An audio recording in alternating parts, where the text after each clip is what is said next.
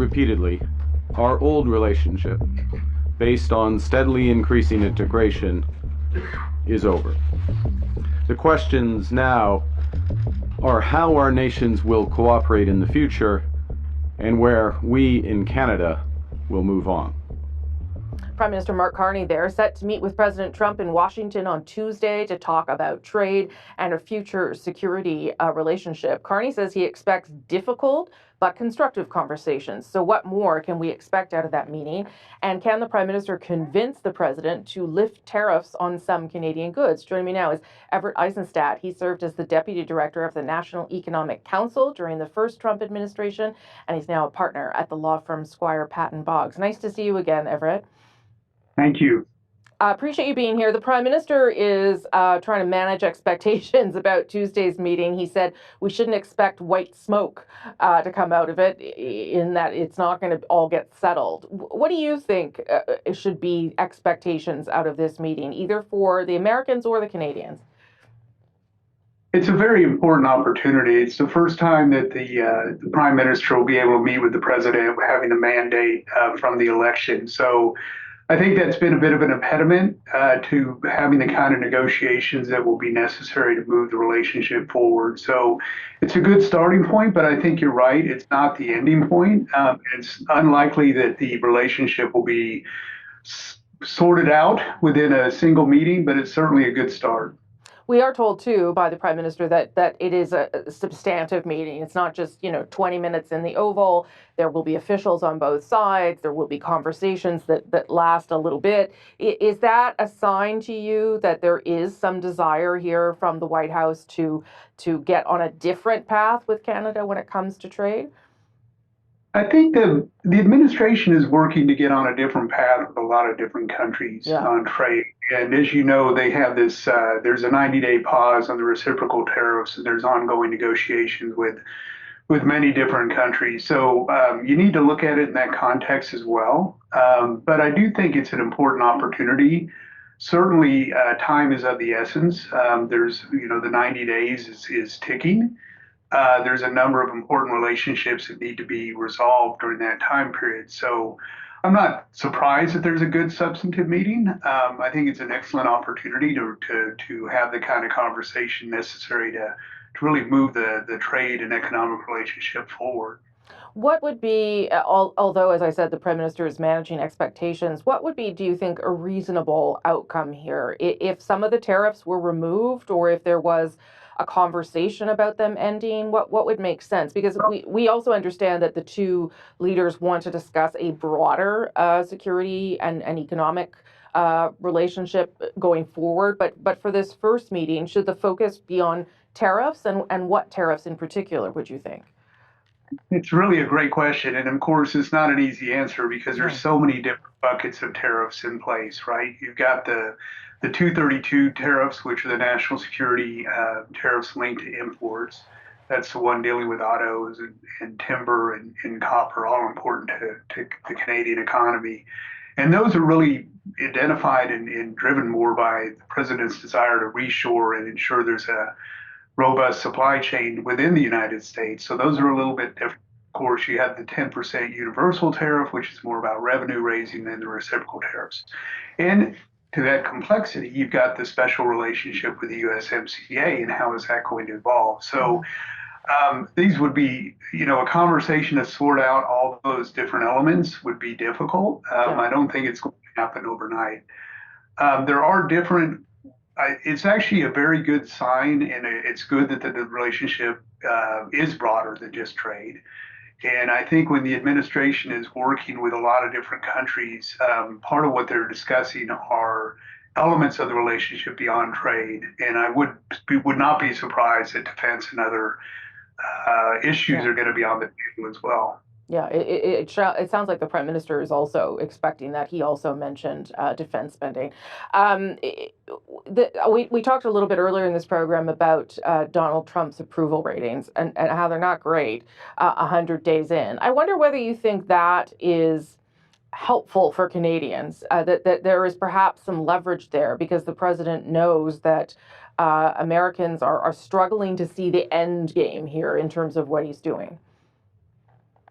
I don't really think I would see it that way. This is there are a lot of different parts of the administration's agenda that are just getting started. I mean, the tariffs were front loaded. That's been a big focus of the first 100 days. In fact, I think there's been a tariff action or threat of an action every 3 days. So it's been very dynamic. But there's some other parts of it as well, including the budget, which Yeah. was just released.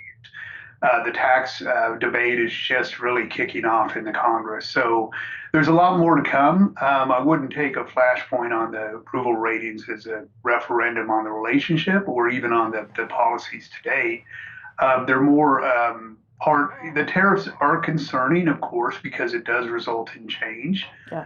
As I mentioned, I think there's a lot more to come that will have an impact as well. What the president in a interview this morning with Meet the Press again repeated the thing about the 51st state, and this prime minister has made it clear that that kind of conversation, that kind of rhetoric is not acceptable to him, and that in order to have a conversation about the substantive issues, he wants to see the president respect Canada's sovereignty.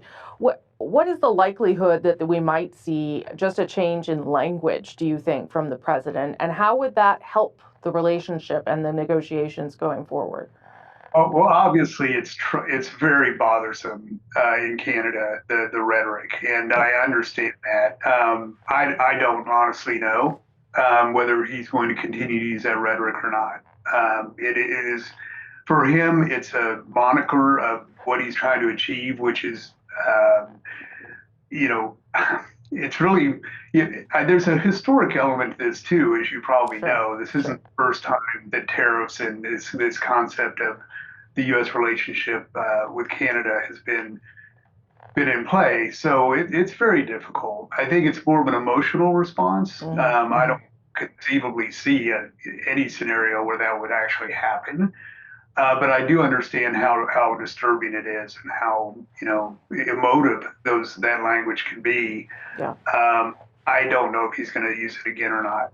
What as someone that knows the administration, knows the president's negotiating style a little bit, Everett Eissenstat, what do you think should be the prime minister's sort of goal number one on Tuesday? What would be your thought or advice to him on that day?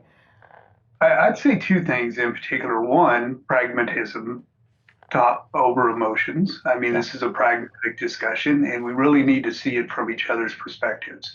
This president wants to achieve a different type of relationship. It's obvious to me in hearing some of the comments from the now prime minister that he does as well. He recognizes that interdependent relationship is just not going to be what it used to be. And so there's other parts of it. There's security discussions, there's border discussions. There's a real recognition about the need for resilient supply chains. So there's an opportunity there to open the aperture beyond just the traditional trade discussion that I think could be very, very fruitful. Everett Eissenstat, always nice of you to make the time for this program. Nice to see you again, sir. Wonderful. Thanks so much for the opportunity. Thank you.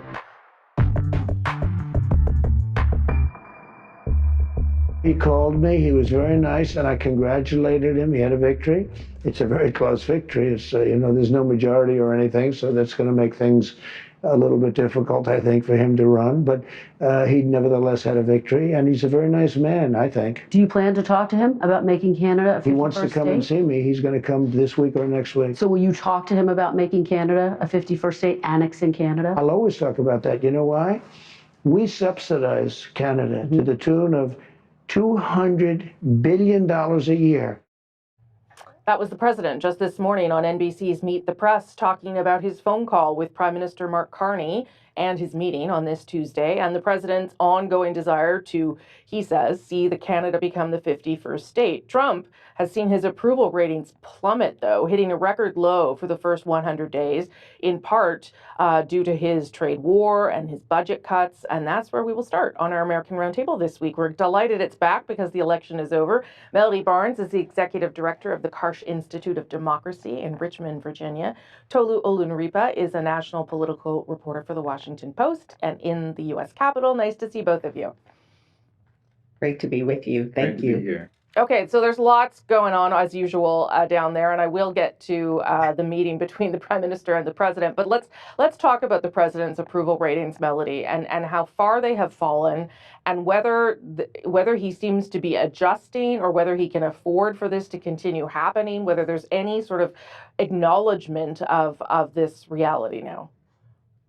Well, first of all, again, it's great to be with you. And you're exactly right about what's happened over the course of the first 100 days. President Trump came in and had an historic high rating for President Trump at the beginning of his administration. And within the first 100 days, he now has the lowest approval rating of a president at this point in his presidency. And it's interesting when you peel back and look behind those numbers and you ask Americans questions, what you'll find is that a majority believe that this is a chaotic period. Some believe that's good, but many, including independents and those who are Democrats, also say that they find this a scary period. Very few, a majority of Republicans, but very few independents and Democrats find this also to be an exciting period. And then when you look further behind the curtain, what you see is consistently on the issues that President Trump used to win election, the economy, his policy on immigration, that he's now got a higher disapproval rating than an approval rating. And that is also consistent with those who talk about his management of the federal government and the US-Ukraine war, trade, and other issues. So this is a significant issue for the president. Not surprisingly for President Trump, he is saying, look, I inherited a bad economy from President Biden. Things that are good that are happening are because of me. Things that are bad that are happening are because of him. So, and he's also said that he wants to remain consistent with his trade policy. So we'll see what the coming months will bring.